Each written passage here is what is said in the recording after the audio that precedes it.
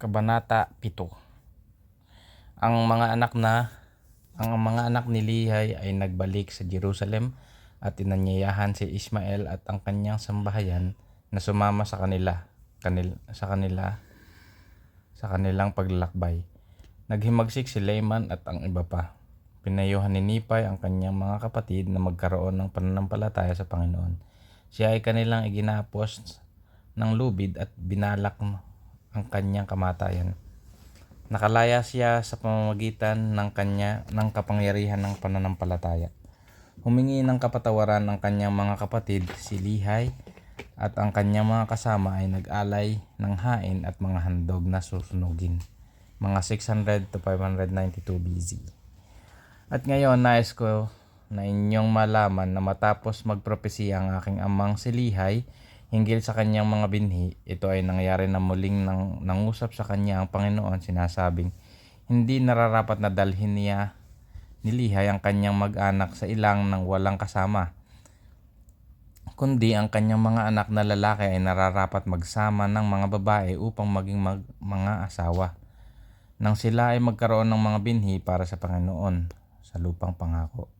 At ito ay nangyari na nag-utos sa kanya ang Panginoon na ako, si Nipay, at ang aking mga kapatid ay nararapat na magsibalik muli sa lupain ng Jerusalem at isama si Ismael at ang kanyang mga anak sa ilang. At ito ay nangyari na ako, si Nipay, ay ginawa muli kasama ang aking mga kapatid na maglakbay sa ilang upang umahon sa Jerusalem.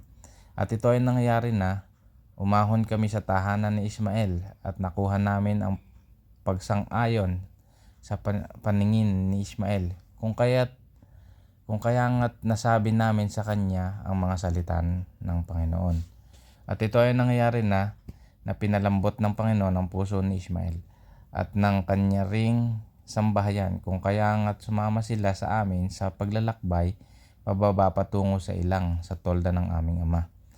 At ito ay nangyari na habang naglalakbay kami sa ilang, dinggin sina Laman at Lemuel at dalawa sa mga anak na babae ni Ismael at ang dalawang anak na lalaki ni Ismael at ang kanilang mga mag-anak ay nahimagsik laban sa amin.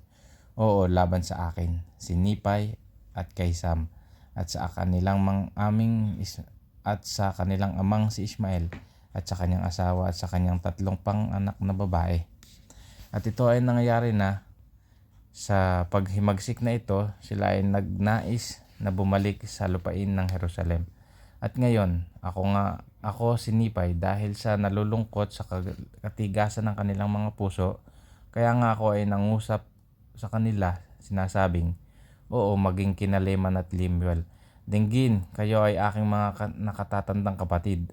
At paanong napakatigas ng inyong mga puso at napakabulag ng inyong mga isip na kinakailangan ninyo na ako, ang iyong nakababatang kapatid, na mangusap sa inyo. Oo, magbigay ng halimbawa sa inyo. Paanong kayo ay hindi nakinig sa mga salita ng Panginoon? Paanong nakalimutan ninyo na nakakita kayo ng isang anghel ng Panginoon? Oo, at panahong nakalimutan ninyo ang mga dakilang bagay na ginawa ng Panginoon para sa atin, sa pagliligtas sa atin mula sa mga kamay ni Laban, at gayon din upang makuha natin ang talaan.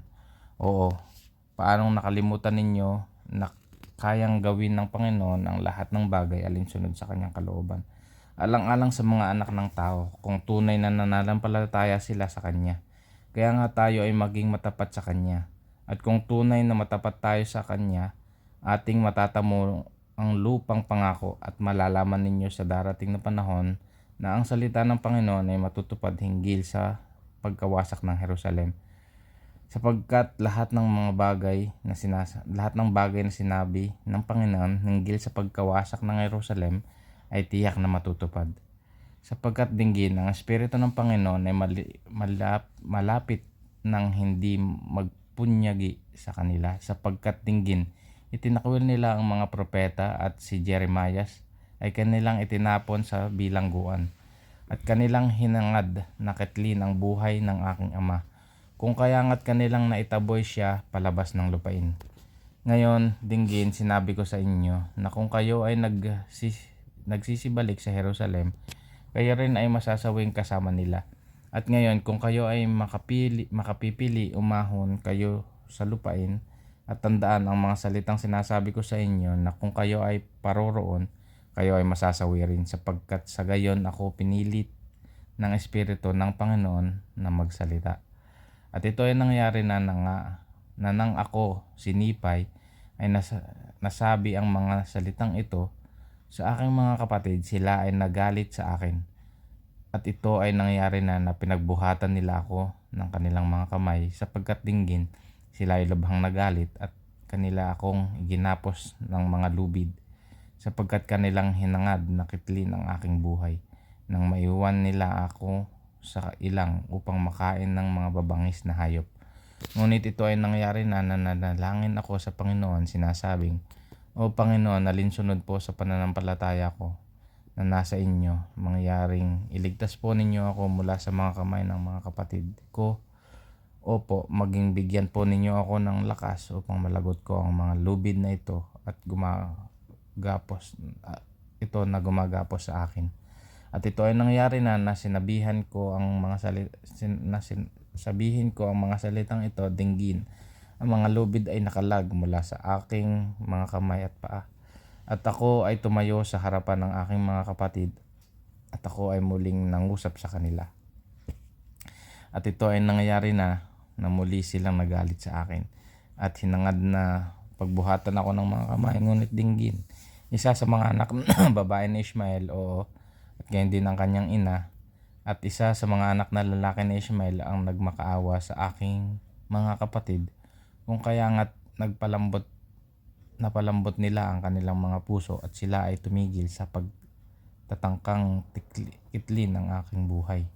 At ito ay nangyayari na nagdalamhati sila dahil sa kanilang kasamaan. Kung kaya nga't sila ay yumukod sa harapan ko at nagmakaawa sa akin, nang patawarin ko sila sa bagay na kanilang nagawa laban sa akin. At ito ay nangyayari na natahasan ko silang pinatawad sa lahat ng kanilang ginawa. At pinahiyuhan ko silang manalangin sa Panginoon nilang Diyos para sa kapatawaran. At ito ay nangyayari na ginawa nila ang gayon, at matapos silang makapanalangin sa Panginoon, ay muli kaming naglakbay patungo sa tolda ng aming Ama.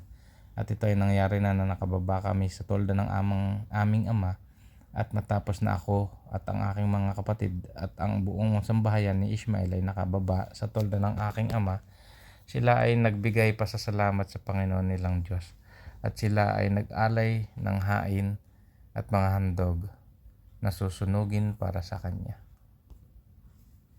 Habang binabasa mo yan, may naalala ko. Sutil ano? May naalala ko, yung ganyang pangyayari. Si Nephi, nakita niya yung maling ginagawa ng mga kapatid niya. Dahil alam niya yung tama. Hindi lang niya kinausap. Talagang pinagsabihan niya. Tas anong ginawa nung mga pinagsabihan? Galit na galit. Gusto siyang patayin. Minsan sa buhay natin, ganun. Hindi natin gustong patayin yung mga kapatid natin, pero ibablock natin. Talagang cut na. Kitil. Putol. Tapos, nung nakalaga na siya, anong ginawa pa rin niya? Nagpayo pa rin. Nangangalingal pa rin. Mangalingal to si Nephi. Bakit gano'n si Nephi? Walang dala. Kaya nga nagalit sa kanya mga kapatid dahil nalgal na siya eh.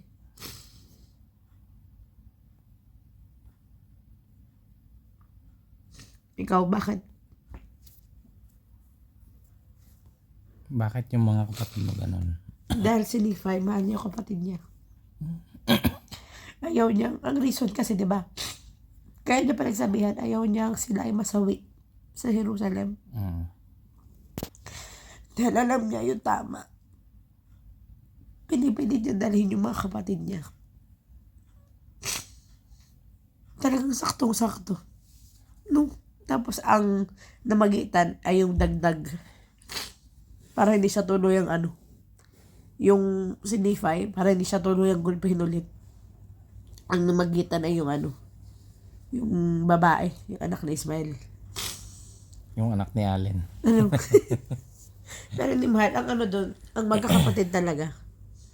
Kung sino talaga yung nakakaintindi ng tama at mali. Hindi dahil siya mayaman o dahil siya malakas o dahil siya pogi, sinifay. Pero dahil naiintindihan niya yung tama, kaya niya pinagsasabihan. Hindi lang pinagsabihan, talagang nirebook niya yung mga sinasabi na ito mga to eh. Kaya nga galit na galit. Pero kung titingnan mo, Hindi nagagatong yung mga ano. yung pagmamahal ni Nephi para sa kanyang kapatid ay nandoon. Kaya minsan masakit mong pagsabihan. Dapat ang intindihin natin, bakit ba ginagawa sa akin yun? Dahil kayo mahal. Dahil gusto ko ay tama. Ganun yung nakuha ko dito ha. Hindi siya, wala siyang tigil talagang. Ang sabi niya dito, pinagsabihan niya eh.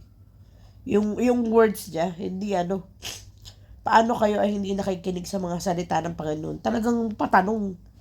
Parang ate mo pag nagtanong, ba agad ka yan? Paulit-ulit to, isa pa. Paano nakalimutan ninyo nakakita kayo ng isang anghel ng Panginoon? Lahat ng ano pinaalala niya. Paano? Lagi ang tanong ay paano? Bakit nga naman? Paano nalimutan mo? Tapos pinatotohanan niyo yung kung paano nandun yung Panginoon sa bawat problema na nanharap nila. Tingin ko yung itong part na to talaga, gamit na gamit para sa'yo, mahal. Ito yung para sa magkakapatid. Kaya tayo dapat ay Tapos ang matindi pa dyan, buong puso niya tinanggap yung tahasan ko silang pinatawad sa lahat ng kanilang ginawa. At pinayuhan ko silang manalangin sa Panginoon. Pagkatapos patawarin, namayo pa uli si Nephi. Talagang walang tigil. Pero yun ay para sa magkakapatid kung paano magpatawad at umintindi sa bawat isa. Alright, ikaw, may masasabi ka ba? Alright. That's the best. May masasabi ka? Wala.